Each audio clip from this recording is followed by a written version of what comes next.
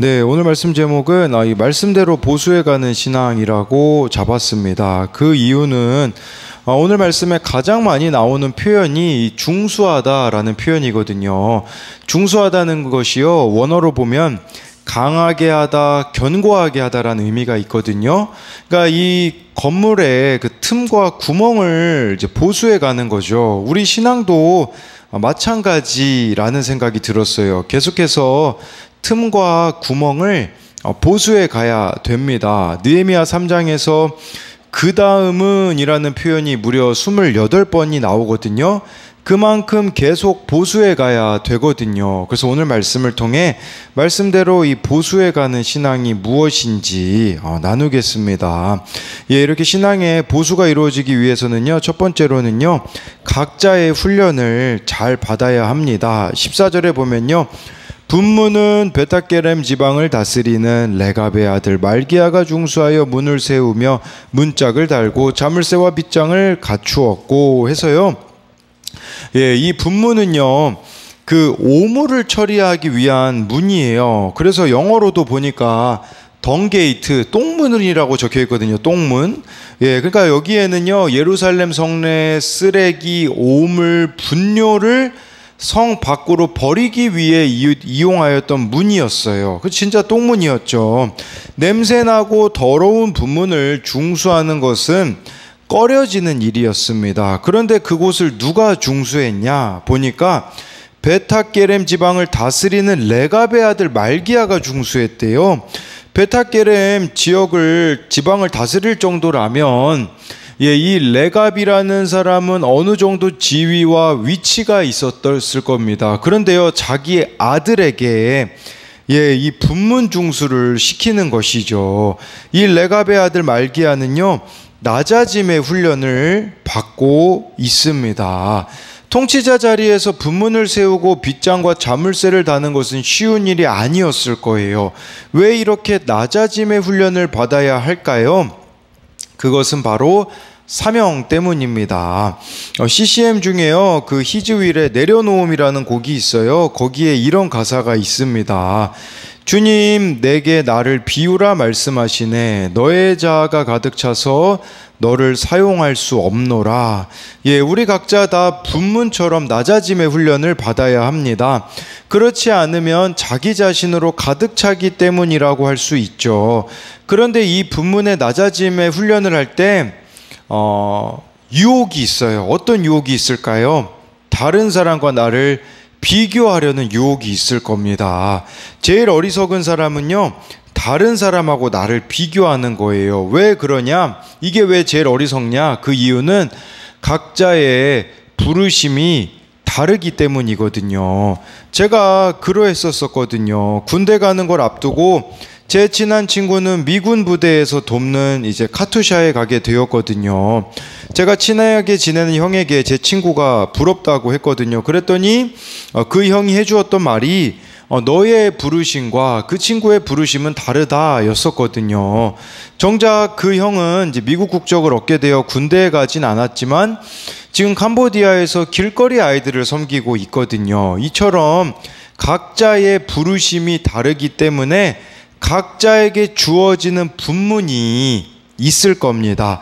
자존심 강한 사람은요, 자존심을 내려놓는 훈련이 분문일 수 있고요. 저는 인정 중독자이기 때문에 사람들에게 인정받지 못하는 환경에서의 훈련이 있어요. 각자에게 맞는 안성맞춤 분문이 있을 겁니다. 그 분문을 통과할 때에 너무 나와 맞지 않은 훈련이라고 여기기 때문에 우울한 마음, 낙심이 들지도 모릅니다. 근데 나에게 꼭 맞는 훈련이라는 거죠.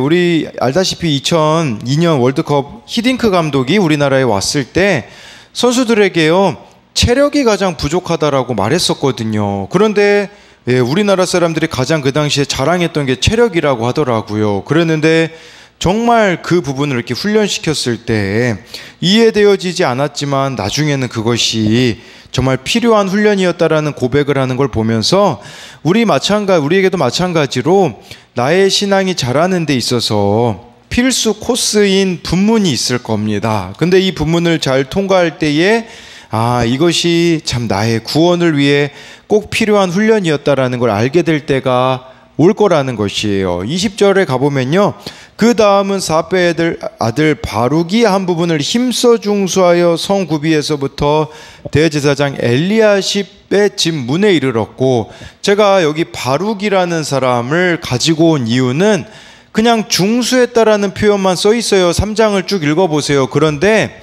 바룩에게는요, 힘써 중수하였다라는 단어가 쓰여 있어요. 느헤미야가 바룩에게는 정말 수고가 많았다라고 말해주고 싶었던 거예요.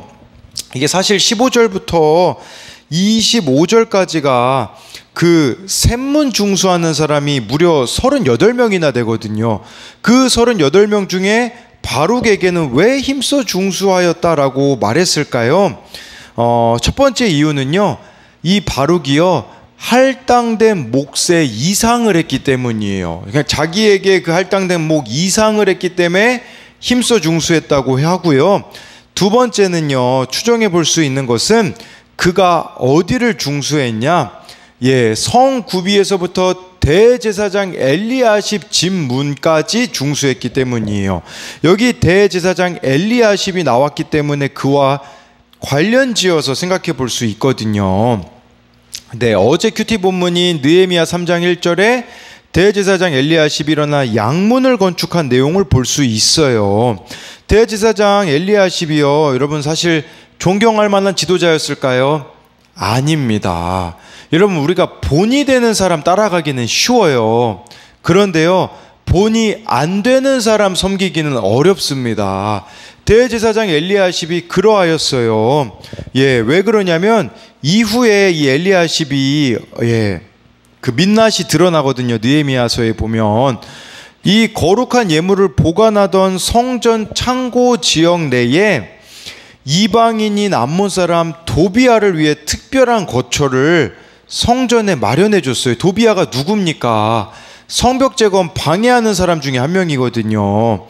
그리고요, 이 엘리야십의 손자 중에 하나가요, 산발랏의 사위가 돼요. 산발랏도 누굽니까? 이 산발랏도 이 성전 재건을 방해하는 느헤미야를 죽이려고 한 사람이 산발랏이거든요. 참 이렇게 손자 중 하나가 산발랏의 사위로 이렇게 되었다라는 것은 무슨 말이겠습니까? 대제사장 엘리야십은요, 똥인지 된장인지 분별을 못하는 사람이라고 할 수 있어요. 이 엘리야십을 세워주고 하는 일에 바룩이 힘썼기 때문에 느헤미야가 바룩에게 참 많이 수고했다 칭찬하였을 것입니다. 여러분, 우리에게도요, 대제사장 엘리야십이 있을 수 있어요. 가정에서 자신의 역할을 다하지 않는 사람, 교회 공동체에서도 자신의 역할을 다하지 않는 사람이 있을 수 있습니다. 정말 그 사람을 섬김으로 바르게 인도하기 위해서는 많은 지혜와 분별력이 필요하다라고 할 수 있어요. 구원을 목적으로 하기에 대제사장 엘리야십과 같은 자를 힘써 섬겨야 합니다. 그 대상이 나의 힘든 가족일 수 있습니다. 감당하기 힘든 내 가족을 귀히 여기고 섬기는 것이 힘써 중수하는 것이에요. 그런데 이 지금 중수하고 있는 곳이 셈문이라고 말씀드렸잖아요. 셈문은 어떤 곳입니까? 바로 이 셈문이라는 곳은요, 예루살렘 남동쪽 왕의 못, 곧 실로암 못 근처에 있는 문으로 무엇을 상징하냐? 생명의 물이신 예수님을 상징하는 거예요. 저와 여러분들이 이렇게 감당하기 힘든 곳들을 섬기며 나아갈 때에 마르지 않는 생수이신 예수님으로 채워지게 된다는 것이에요. 감당하기 힘든 그 사람으로 인해 내 안에 예수님으로 채워지게 된다라는 의미입니다. 그게 바로 셈문입니다. 그래서 이것에 대한 적용 질문도요, 하나님께 어떤 부분에 낮아짐의 훈련을 받고 있습니까? 이건 우리가 지금 각자의 안성맞춤 분문이 있다고 말씀드렸잖아요. 그걸 물어보는 것이고요. 두 번째는요, 내가 구원을 위해 힘써 중수해야 할 일은 무엇이 있습니까? 이 바룩과 같이 우리가 구원을 위해 힘써 중수해야 되는 거. 할당된 목 이상으로 또 존경이 안 되는 그 엘리야십을 섬기는 것처럼 그걸 이렇게 적용 질문으로 만든 거고요. 두 번째로는요, 말씀대로 보수해가는 신앙은요, 공동체를 사랑해야 합니다. 26절을 보면요, 그때에 느디딤 사람은 오벨에 거주하여 동쪽 수문과 마주대한 곳에서부터 내민 망대까지 이르렀느니라 라고 이렇게 말해주고 있습니다.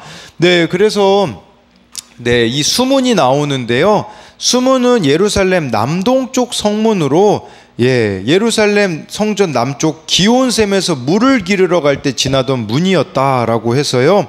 그래서 여기 큐티인 본문 해설에서 이 수문은 영적으로는 성령이 충만한 강처럼 흐르는 강 같은 평화를 누리는 곳이라고 하는데, 이 강 같은 평화를, 이 성령 충만을 누렸던 사람이 누구냐?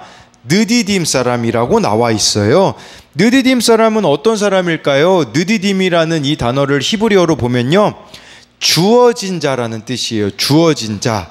이 주다라는 뜻의 히브리어 나탄에서 파생된 말로 성전 봉사를 위해 주어진 노예들이었었어요. 여러분, 이 사람들이요, 이방인들이었거든요. 그래서 노예로 잡혀온 사람들이었었다라고 보시면 돼요.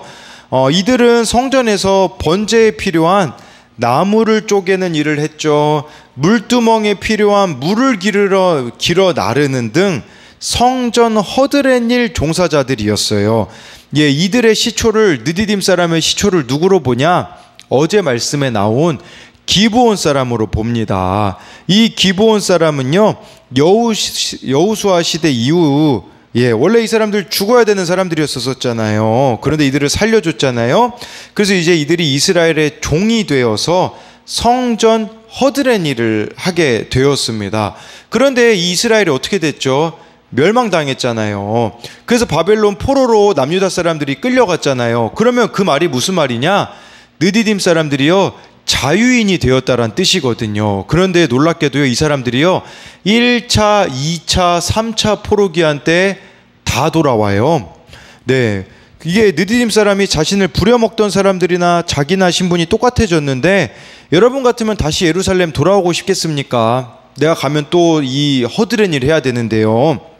근데 이들이 돌아왔어요. 아마 이들을 보면서 쓴 시편이 시편 84편 10절이 아닐까 추정을 해요. 주의 궁정에서 한 날이 다른 곳에서의 전날보다 나은즉 악인의 장막에 사는 것보다 내 하나님의 성전 문지기로 있는 것이 좋사오니. 이 고백이 느디딤 사람들의 고백 아니었을까요? 성전 문지기로 있는 게 내가 잘 먹고 잘 사는 것보다 훨씬 낫다라는 고백인 거죠.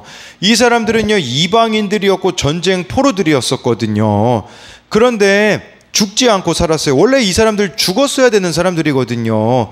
우리로 말하자면 나를 살려주신 그 하나님의 은혜를 잊을 수 없기에 이들은 자유롭게 자기 마음대로 살 수 있는 기회가 있었음에도 불구하고 예루살렘으로 돌아와서 성벽을 중수하는 일을 했다라는 것이에요.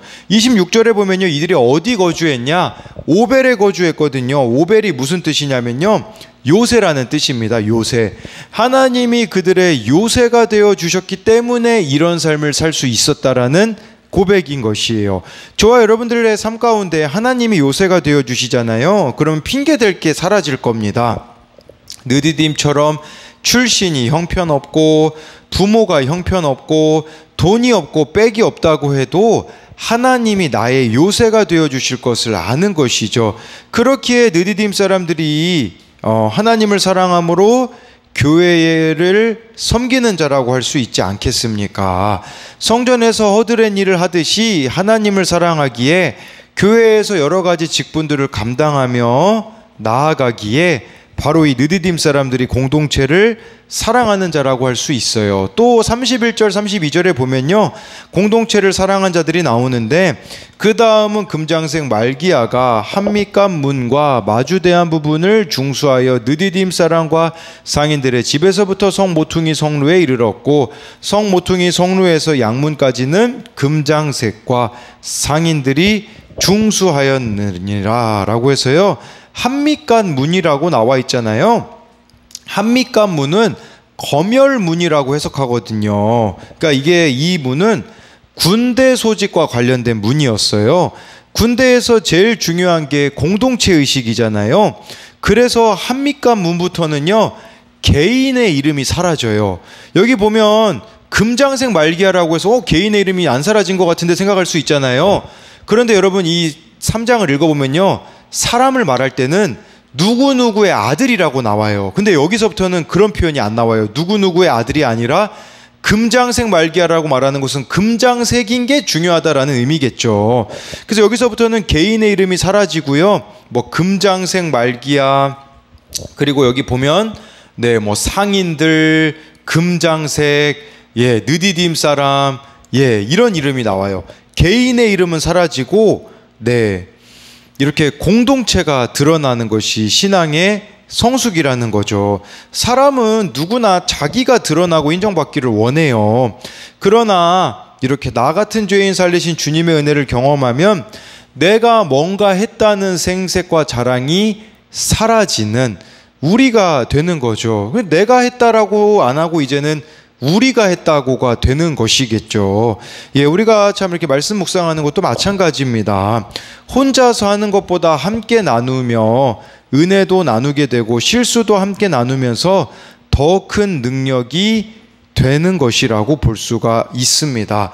그래서 이 느헤미야 3장은 성벽 재건한 것도 맞지만 느헤미야가 재건한 것은요, 성벽뿐 아니라 공동체를 재건했다라는 것이에요.